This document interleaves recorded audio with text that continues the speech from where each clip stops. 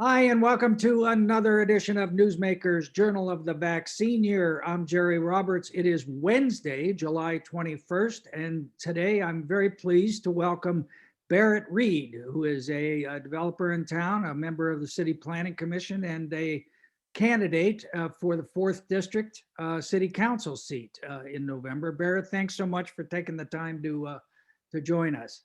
Thanks, Jerry. We meet at last. Yes, we've been communicating about this for a while. Yeah. So you announced your candidacy last month on somebody else's show, and I want you to know I'm not bitter about that at all.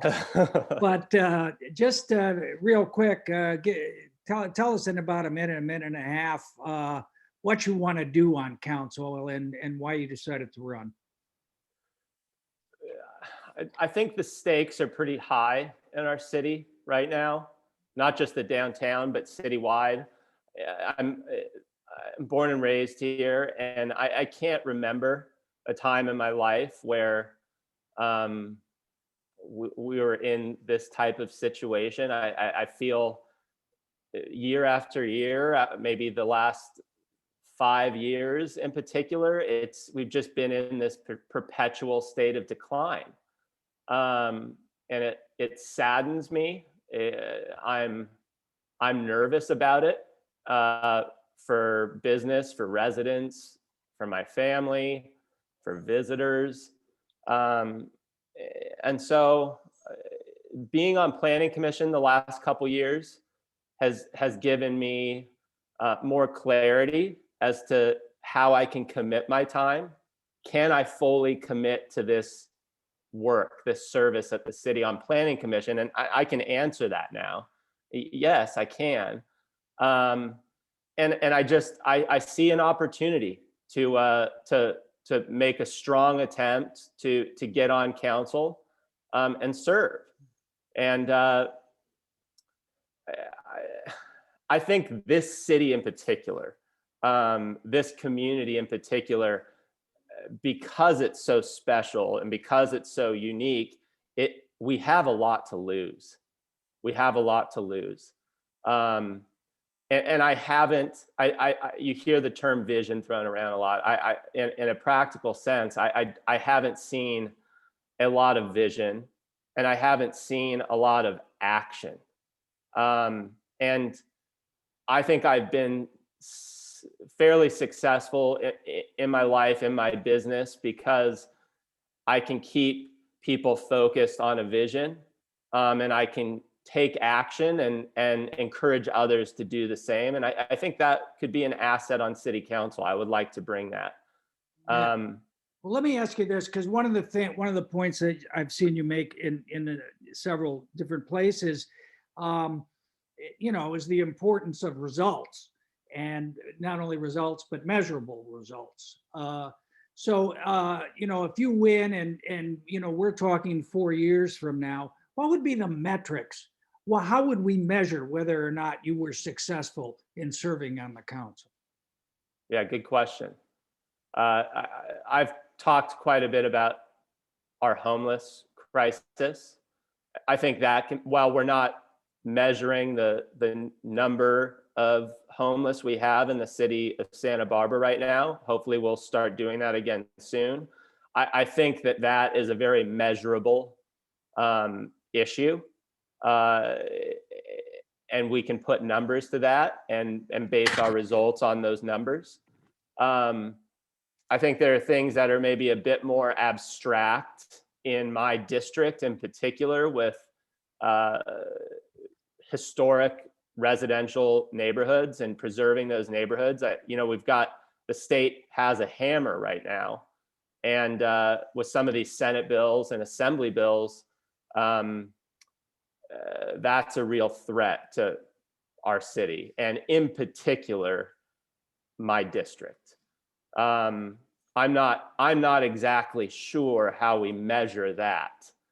I just see across the board on council this tendency to react, to make decisions out of a crisis or an emergency where you're left with no other choice but to do something. And I think bad decisions are made using that style of leadership. And I think it's time to get out in front of some of these things, and maybe there's some possibilities there and some creative solutions in terms of preserving single family neighborhoods. I think infrastructure citywide and in District 4 is measurable. I'm tired of getting our water shut off.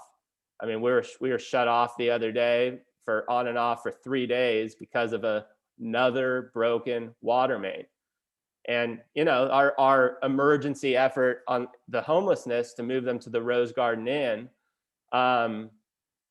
is taking funds from Measure C, which should be going to basic infrastructure. So I think those are measurable, and I would be focused on those. Okay, good. And obviously in your campaign, you're taking on an incumbent, Kristen Sneddon, which is always a challenge. You gotta beat the champ to do that. Can you tell me specifically, and I know you've talked a lot about, leadership and vision and direction and stuff, but specifically, what has she done or not done that makes you think she does not deserve a second term? I would say inconsistency. I can speak more specifically to some of those inconsistencies. Please. I mean, we saw one last night. Were you following the council meeting last night? You talking about the PLA? Yeah. So that's not an uncommon thing to see Miss Sneddon take one position and flip to another, and it's confusing. It's hard to track. We saw that with some of the tenant relocation decisions.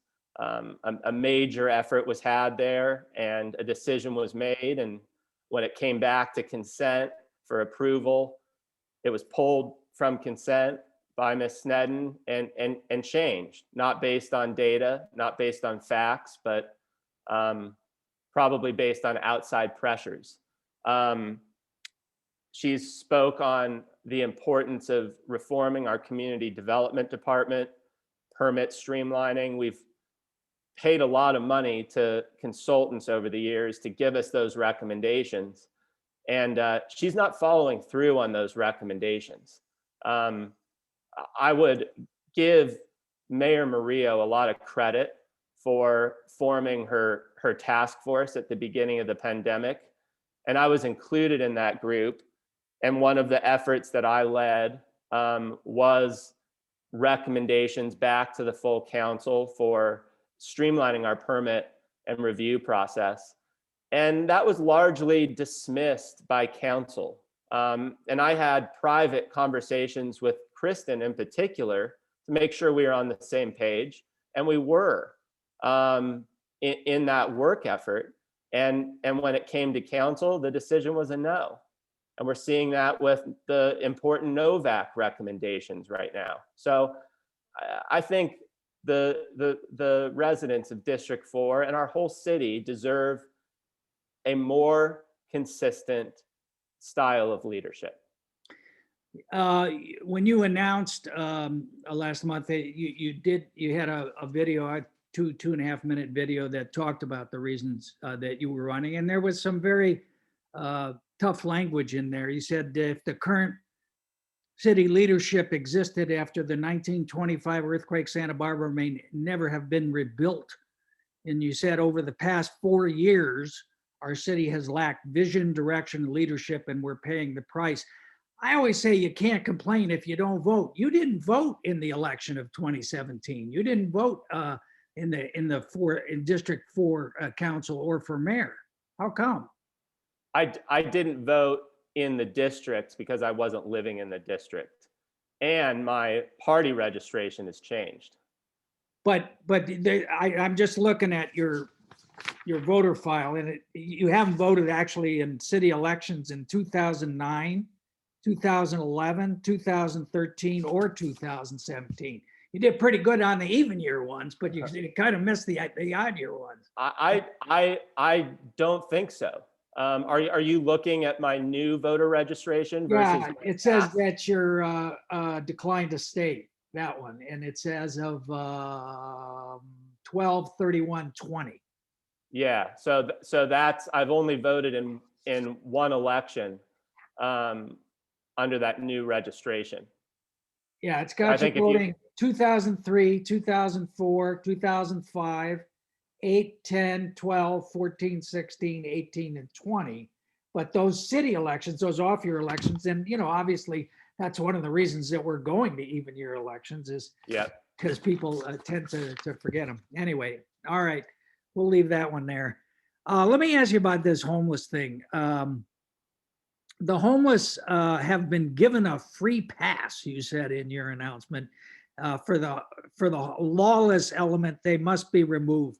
Talk about that a little bit, because I mean, this is a big bugaboo of mine. I'm always saying that I think homeless is often the wrong rubric, because what we're talking about is mental health and addiction issues to a large extent. It's not really a housing issue, I don't think, overwhelmingly. But break down what you see as the homeless. I think the most recent point in time was 1,229 homeless. What does that look like to you? in general, I think it's unsafe for everyone when people live unsheltered. And we as a city haven't had a plan for shelter. We're scrambling to put that plan together after the Loma fire. I think that the public has a basic right to clean and safe public spaces. I think businesses have a basic right to a safe and functional business district. And I don't see that happening. And I don't see it as empathy to let those who are experiencing homeless um, live in these inhumane conditions. So looking at our county and our city really doesn't have a plan. Our county has an action plan. And chronic homelessness has never been a top priority. And chronic homelessness is the most challenging type of homeless to address. Within the chronically homeless community, you have what are called super utilizers. These are the folks that require and utilize citywide services at a much higher percentage than, say, the other 80% who are on the streets. And so, from my perspective, there's this economic principle that 80% of effects typically are the result of 20% of the causes. And I think there is, I've talked to many people about this, one in particular, Gordon Auchincloss, who has a very unique perspective. He's a retired DA from the county and devoting all his time to this cause. And he was explaining to me the overwhelming evidence that the large percentage of negative impacts of homelessness in our community are caused by this pretty small portion of homelessness that consists of those super utilizers. I think that group needs to be targeted. And that's the group we see in our encampments. That's the group where we report the most nuisance behavior from. And while they are a challenging group to accept services, if we have success with that group, then it frees up resources to the other 80%, those living in their cars, those living in RVs. And so I think the Rose Garden Inn, a hotel model, could be part of the solution. I'm unhappy at the costs of it. I see them Well, in as the sunk measure, I costs. mean, I think your point on Measure C is exactly right. That isn't what we voted for Measure C. No, it's not. It's not. And that could have been prevented. And plenty of communities throughout California, throughout the country, have taken a very proactive um, stance on this issue. And we just continue to react to the crisis. If we hadn't, we wouldn't have to be taking money from such an important measure, and creating another problem as a result of our reaction to this one. What do you think the city should have done or should be doing that it's not? I think actually have a plan. Whether it's a good plan or a bad plan, we need a plan. We need to be able to examine the plan. We need to take action on the plan. And where certain actions aren't working, like we're discussing, we measure the results and we make changes. I mean, that is a core function of our general plan. It's our adaptive management strategy. And I don't see that happening at all with homelessness. I mean, Gordon, when he was with the DA, I think him and Joyce Dudley were largely responsible for launching this incredible program, a new program called Housing Solutions in Santa Maria. And Housing Solutions targets the chronically homeless. They specifically target the criminal element of chronic homelessness, those who are in and out of our criminal justice system, with a huge recidivism rate that just hasn't gone down. And this program uses existing resources. It just deploys it in a much more effective way. It doesn't cost us anymore. And that program was intended to launch in the city of Santa Barbara. It never has. If we have a lot of great resources, if we don't have a plan to put them all together and prioritize our efforts, you don't have much to take action on. Yeah, and I want to read one more quote from you. How is it we are punishing property owners and small businesses while rewarding gadflies and the homeless? What do you mean rewarding the homeless? What did you mean by that? Well, that needs more explanation, because I don't think it's a reward at all. I think a lot of us fool ourselves into compassionate response by just assuming it's best for them to leave them on the streets, to leave them in their encampments. It's not a reward. I think there's an element of fear in our leadership. When I speak to gadflies, I'm sure you've tracked. I mean, that there are a lot of distractions coming from a few people who do some pretty radical things to disrupt the priorities of our city. So no, I don't think it's a reward at all. I think we fool ourselves into thinking it is. Well, I have to say, I don't know, over the last, I don't know how many years I've been paying attention to this stuff in Santa Barbara, we really have gotten to this compassionate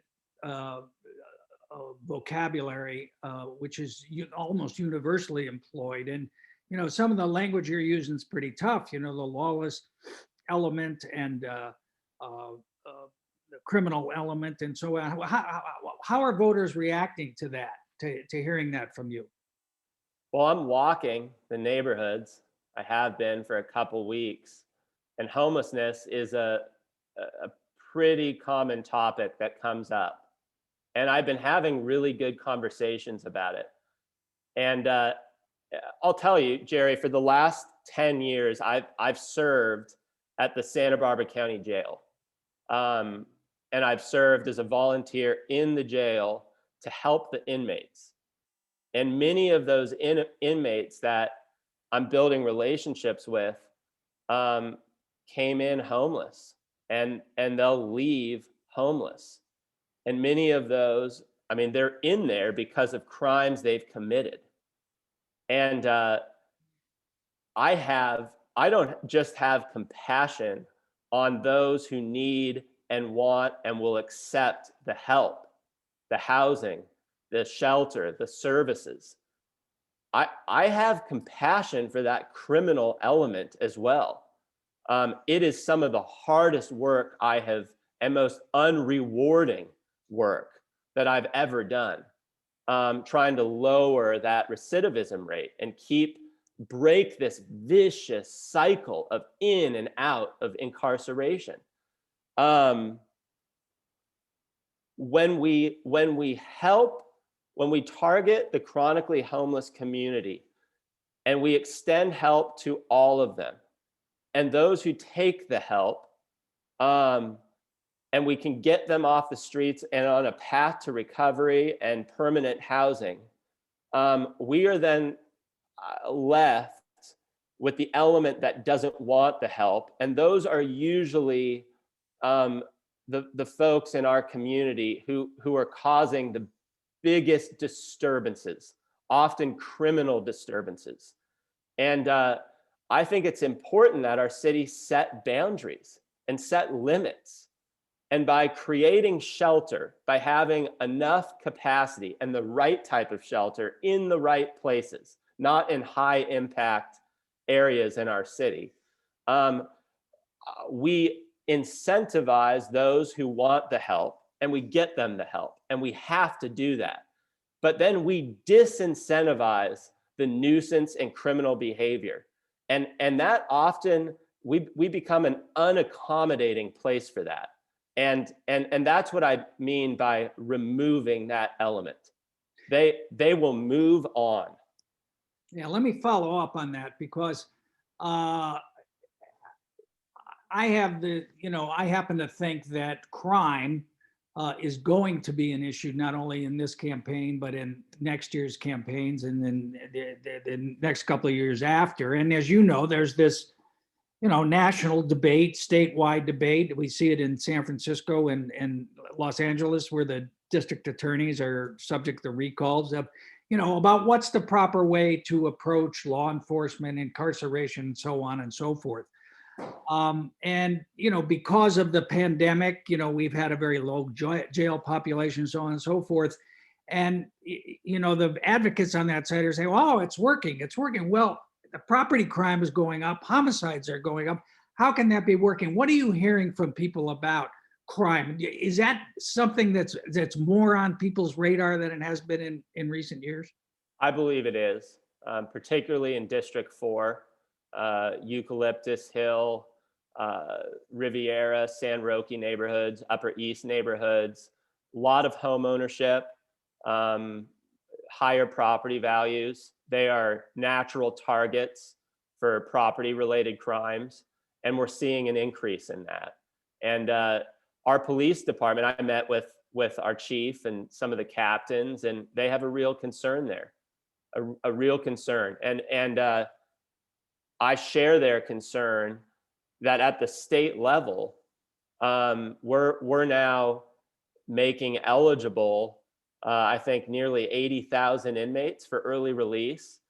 But you have to break that number down. And so what really concerns me and what I think really concerns our incredible police department is this over 60,000 inmates of which are convicted of violent crimes. Where they go, we're not sure. But this would be a natural community to target. So I'm nervous about that. Yeah. And, you heard Sheriff Brown a couple of weeks ago, complaining, you guys want to defund the police. I mean, which has become kind of a national watchword. But what's your take on it? You think the police department, that the current budget ought to be divided up among other departments or part of it, or should it be less or more, or what do you think? No, I would not support taking funding from our police department. And I think the core function of a city council is basic public health and safety. I think that's incredibly short-sighted to be speaking symbolically or literally about defunding our police. And I was embarrassed for our city when council voted unanimously to, I suppose, symbolically defund our police without ever making mention of what an incredible police force we have. A police force that's modeled by other departments. That was a low point for me. And like I couldn't believe it in the recent budget hearings that two council members, Ms. Sneddon being one of them, brought onto the agenda a request from Healing Justice, Black Lives Matter for $500,000. $500,000 that they wanted taken from our either police budget or our new police station. That's $500,000 we certainly don't have when we're trying to plug every hole to fill an $8 million deficit. All right. Let me ask you a couple of questions about housing, if I could. Yeah. It always seems that we have this very complicated conversation about housing that's ongoing for years, obviously. But the question I always start with is, what is the carrying capacity of the city of Santa Barbara? We're at about 91, 92,000 people. Is it more than that? Is it 120,000? How many people are we building housing for, in your view? Well, I mean, this is a big part of our general plan, is living within our limited natural resources. And particularly now with water and droughts back in the picture, we got to be pretty concerned about that. And I just back of the envelope kind of math on my part, thinking about this, with the 8,000 or so units the state expects us to zone for and build. Our famous RENA number, yes. The famous RENA number. That could result in a 20-25% population increase. I can tell you there aren't 25,000 homeless folks on the street looking for homes. So where are those people coming from? I don't think it's from within our community. I think we're polling people who want to live here, and I don't. Well, think I guess the advocates would say, well, it's the people who are commuting in from Ventura and people who have to commute from North County to work down here. The live work issue. Yeah, and I'm sympathetic to that. I've got tenants whose workforce really struggles with cost of living and affordability in Santa Barbara. And I think it's a worthwhile pursuit. 8,000 units is a bit ridiculous from my perspective. And we'll never, I mean, I want to be straight about it. We're never going to meet the demand for affordable housing. This is the most desirable community on the planet. It's never going to be met. The demand will always be greater than the supply. But it can't be dismissed. But is 8,000 units in a tight time frame realistic? Absolutely not. Absolutely not. What would you say is a realistic number? 1,000, 2,000, less than 4? I think maybe around 2,000 units. But even that's going to cause a lot of considerations, important considerations. There are a lot of trade-offs there. Let me ask you about these two housing bills in Sacramento. There's been a lot of conversation about SB 9, Senate Bill 9, and Senate Bill 10. SB 9 would effectively eliminate single-family housing in a way. Yeah. You just have a lot split. And then SB 10 would allow 10 units basically on any lot near transit. Although I'm not sure that's the most timely thing to be doing. Where do you support those bills or oppose them? No. If I shouldn't be running if I supported those bills. I mean, those bills effectively what it communicates to me in our neighborhoods is they want to bring in a bulldozer and just tear it all down, start over again, densify. It's scary. It's scary. It's a hammer. The state hasn't always had that hammer or been willing to use it. But it looks like they are now. And I mean, to me, our homes are some of the most important things to us, and the neighborhoods are an extension of our home. And if those start getting negatively impacted, that's terrible for our community. Terrible. As a practical matter, if they pass and the governor signs them, I mean, what can the council do? What sort of guerrilla resistance or whatever? Yeah, I don't know. yeah, that's the question. What can be done? So I haven't had these specific conversations yet with staff. I'm not on council, so I'm careful not to exhaust their time. They've got enough to worry about, but there might be things to consider, like expanding our historic overlays. I mean, District 4 specifically, those are historic single family neighborhoods. And if there were some viable options there to expand those historic boundaries into those single family neighborhoods, I'd be in full support of doing that. Whatever it takes to defend against this. This does not work for Santa Barbara. Yeah. All right. Let's talk about.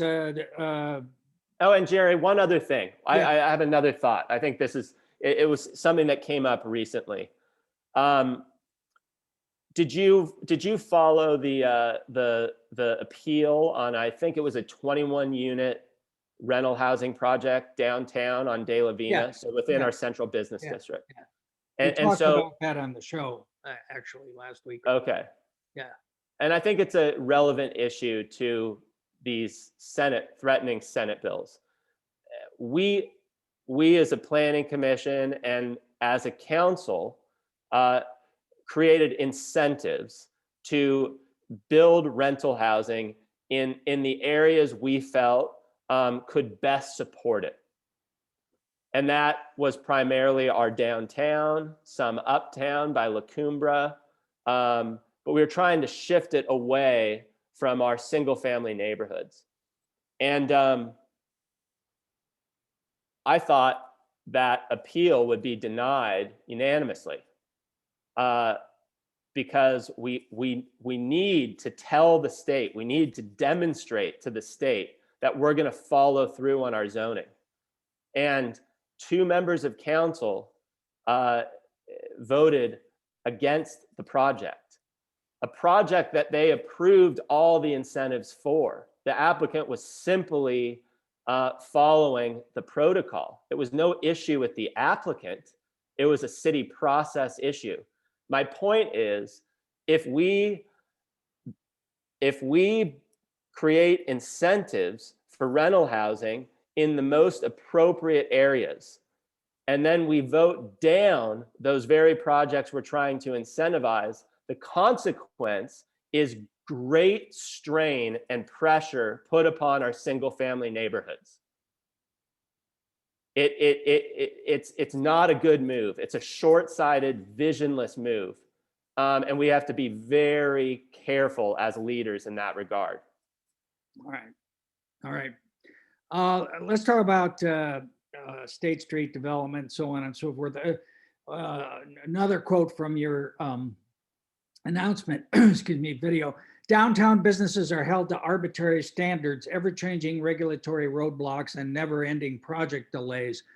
Other than that, how'd you enjoy the play, Mrs. Lincoln? I mean, I think that's a fair description. And we've seen turnover. We just had a new community development director hired. A couple of guys at the top of that department are gone. Do you think we're making any progress there? Do you see any change? And do you think that is a personnel problem or a regulation problem? You know, is it changed in legislation? What's your prognosis and diagnosis of that? This is a big topic for me, so feel free to cut me off if I go too long. We could talk about this for a while. I go back to that Novak report our city paid $80,000, $100,000 for.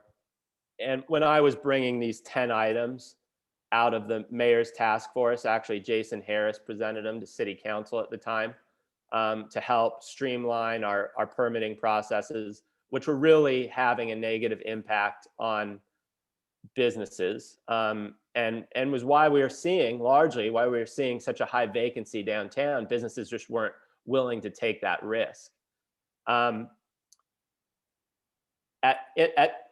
the same item, George Buell, community development director at the time, brought the core recommendation from the Novak study, which I'll try not to go into too much detail here so I don't lose everybody, but it wanted to limit review to the written scope of work on an application rather than an entire site, to bring everything into compliance. And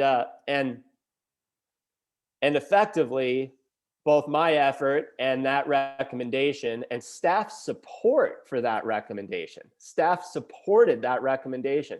Council didn't move on it and kicked it back through the process. So now at Planning Commission, we're seeing that Novak recommendation come through.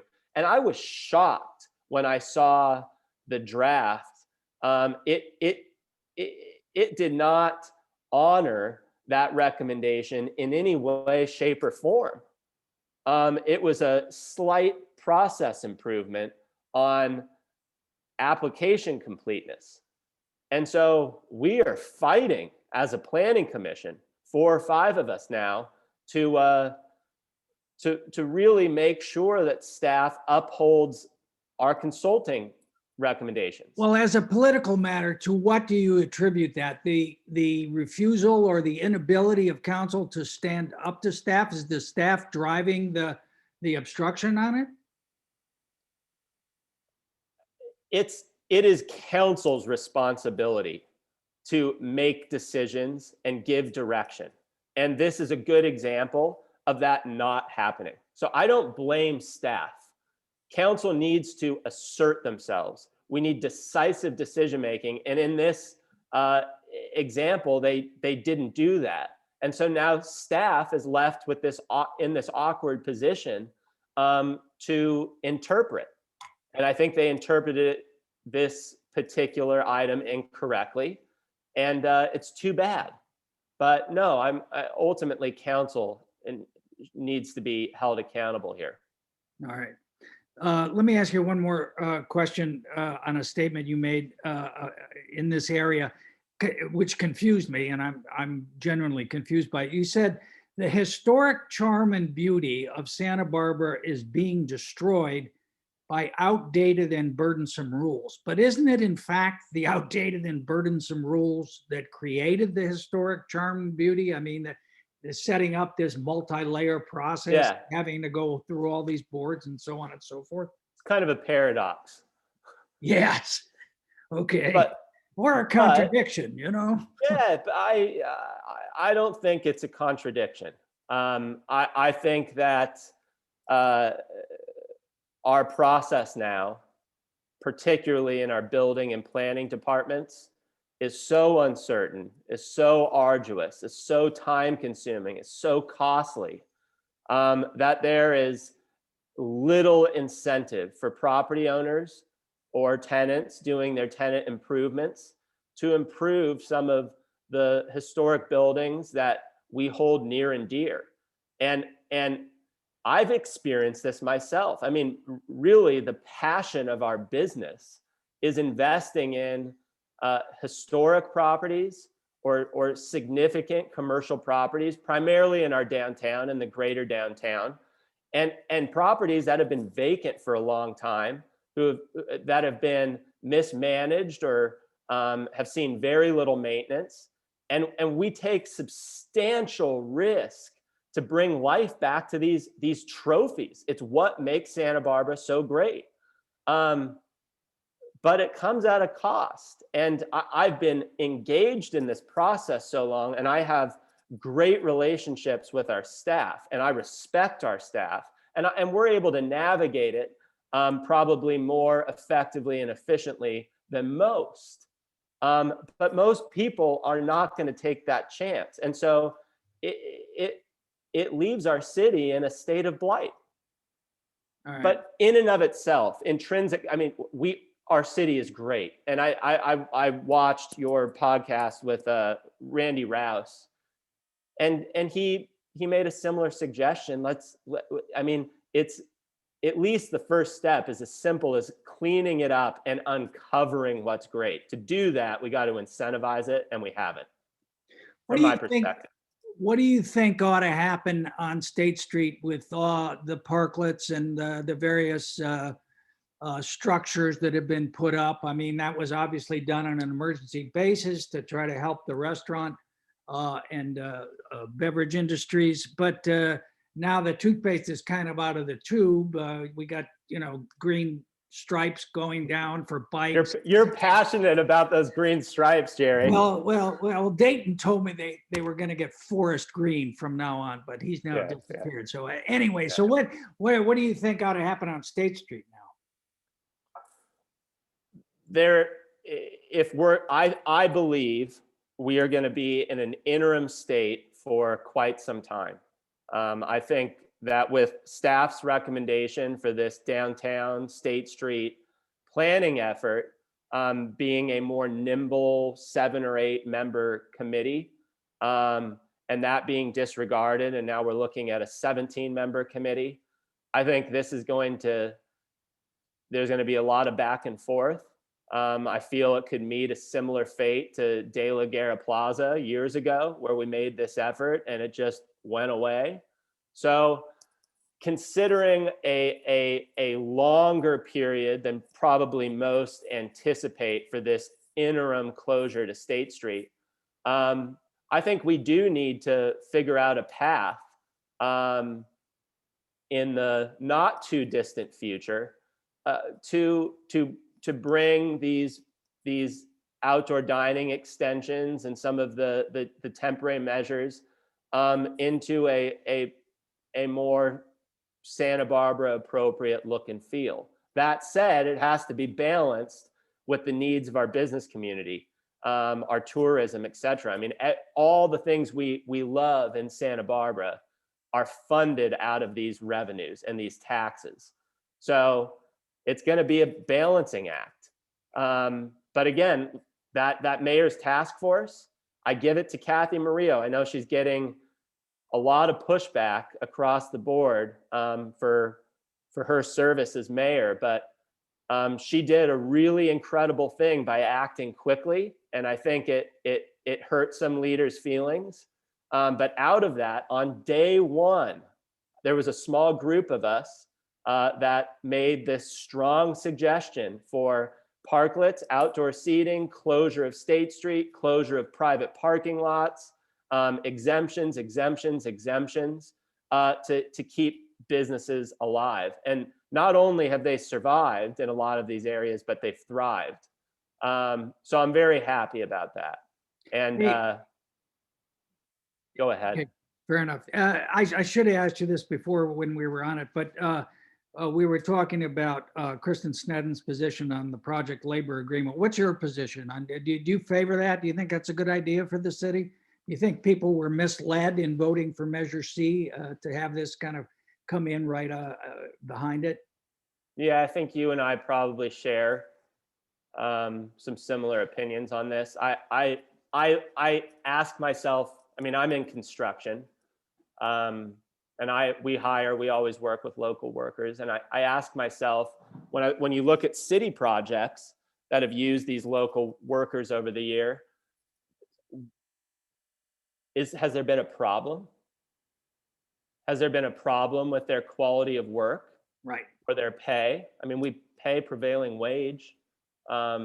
We've got incredible quality coming out of our local workforce. So if there isn't a problem, why are we doing this? Why are we doing this? And then, yeah, and that bothers me. And I support. I'm not anti-union. I don't think you're anti-union. I've had good conversations with union folks. I mean, I use KCI Construction on all of our projects, and they're a private contractor that has both non-union and union workers. And that's a great shop. But this was motivated by something that I don't think is right. And as a result, I'm kind of turned off by it, and I'm not inclined to accept union support, union funds for this campaign. And I I also think this definition of local is concerning, especially now. The folks showing up to these meetings in support of the PLAs, I mean, they're from LA and Riverside. I'm nervous about what we call local being tri-county wide. I mean, to me, local is South Coast and you're living within 10, 15 minutes of the city. And I don't think that's what this agreement is accomplishing. All right. Fair enough. Fair enough. All right. The last thing is, I know you read this story by Josh Molina at Newshawk this morning about Rob Dayton and this controversy that's going on sort of sub rosa at City Hall about he feels his religious beliefs have been questioned. He's part of a group called Believers Edge, which I know you also belong to. And I'm not going to ask you about your religious beliefs. My question is, do you believe the U.S. Constitution provides for the separation of church and state? Yes, You do. absolutely. All right. So this group says that one of the things in its mission, cooperating with the Holy Spirit and sharing the gospel of Jesus Christ with as many men as possible, men in the marketplace, helping them to influence the culture of government, business, arts, media, and education. Can you understand how someone might read that and say, I don't think this guy really does believe in a separation? Can you just address that? Yeah, I'm not in that organization. Okay. I think, misspoke. I apologize. yeah, maybe 8, 10 years ago, I was asked to visit the group. I think I spoke or was interviewed in a short conversation about business related stuff, but it's not a group I've followed. It's not a group I'm a part of. So I don't really know how to respond to Okay, fair the enough. mission of that group. I will say, in my work at the jail, a lot of those guys from that group were volunteers in some programs that we launched to meet the inmates upon their release late at night when the buses are shut down and whatnot and shelters are filled. So it's a pretty blue collar group of men. I think it's a men's group because frankly, men probably need a lot more help than women. And they were an incredible asset to the volunteer work at the jail. And so I got to know a few of them there. And I think Rob has in the past been a big part of that group, but from the staff and the folks I know at the city, Rob's never brought that into his work. And I know there's an ongoing investigation. It really saddens me, Jerry. There's so many controversies. We just can't get away from them. And Rob Dayton, I think it's undeniable that he's a man who has proven his love for this city. He's been dedicated to this city. He's also a man of vision. Whether you agree with that vision or not is another conversation. But at such a time as this, when he was such an integral part of our interim closure in the downtown, and his city knowledge and his vision and his execution, we can't afford to lose someone like him, And we brought on Jason Harris. I don't think it's widely known, but Rob has been pouring into Jason Harris. Is an incredible asset for our new economic development manager. That's not asked of Rob. He's doing that because he wants other people to succeed. He wants our city to succeed. And for the time being, we've lost him. We've lost yet another one. Well, it's an interesting time because Paul Casey has announced he's leaving in September. Yeah. We have an interim police chief. I guess we have a new finance director, but the old one's getting sued for sexual harassment, and now Dayton's disappeared. I mean, what's your take on all of that? I mean, should the council be asserting itself more strongly in terms of those hires? Council. I think council is at the top. I mean, I think there's been a lot of conversation. I haven't watched the full interview with Paul Casey with Josh. I need to go back and do that. But Paul Casey manages the day-to-day. But the leadership that ultimately needs to be held accountable, even in the midst of all these controversies, is our city council. It's our city council. And a lot of these controversies are stemming out of, I mean, this Rob Dayton issue.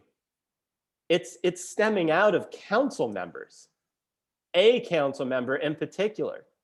And with all the issues we have in our city, the things that I'm running on, protecting our single family neighborhoods, improving our infrastructure, focusing on turning our declining downtown around, homelessness. How can you be effective in that as a council member when you're out attacking somebody's religious beliefs? So it concerns me. It should concern everybody. And we can't afford these distractions. Our leaders need to be focused on the issues. And from my experience with Rob Dayton, a lot of people's experience with Rob Dayton, he is not the issue. All right, fair enough. Do you want to talk about who's attacking his religious views? Well, even though I'm not a part of the organization, yeah, it's my opponent, Kristen Sneddon. And she's trying to bring me into it as well. And it's unfortunate, and it's a mess, and it's an avoidable mess. So yeah. Fair enough. All right. Well, listen, hey, I didn't mean to blindside you on that voting thing. I just got the record. No, good question. And I will. I'll be glad to email it to you. And if you feel that it's in error, let me. Yeah, send it over. And I will be glad to reflect that in the piece writing it up. So okay. Well, regardless, I love our city. I want to serve this city in any way I can. And it has been one of the great honors of my life to be appointed to Planning Commission. I love the work. And now I'm asking for District 4 residents' votes for City Council. So thank you, Jerry. Barrett Reed, thank you so much. I know you're a busy guy. I really appreciate you giving us so much time this morning. Thank you, Jerry. Good luck. Good conversation. Bye. Hopefully we're not recording. Uh-oh. Wait.